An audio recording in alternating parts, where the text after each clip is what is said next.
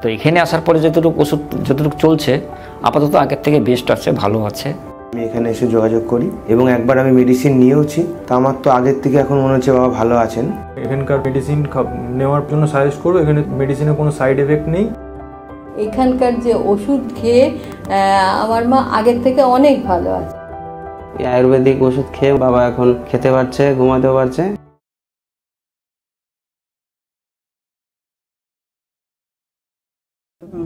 Blood যেতে ছিল পেশাব থেকে, ইউরিন থেকে, পুনরায় ওখান থেকে আবার বৃদ্ধি করলো। খাওয়া দাওয়া মোটামুটি ঠিকঠাক হচ্ছে, ব্লিডিংটাও অনেকটাই কমেছে। আমার নাম শেখ সাবির, আমি পূর্ব মেদিনীপুরের মেছেদা থেকে এসেছি।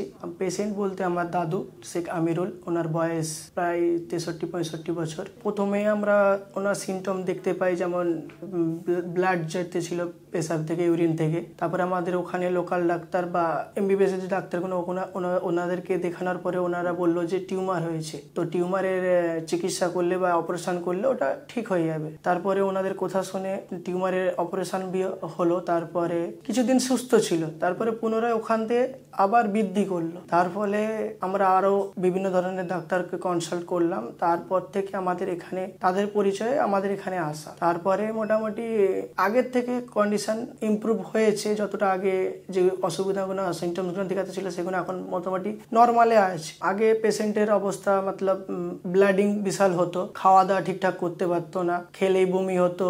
সেখান থেকে এখন বর্তমানে খাওয়া দাওয়া মোটামুটি ঠিকঠাক হচ্ছে, ব্লিডিংটাও অনেকটাই কমেছে। যন্ত্রণা যেগুলো এক্সট্রা হতো, যেমন ছাতিতে বলো, হাত পায়ে জ্বর ভাবটা থাকতো, সেখান থেকে এখন অনেকটাই কমেছে। এখন সামান্য কিছু ইমপ্রুভ হয়েছে।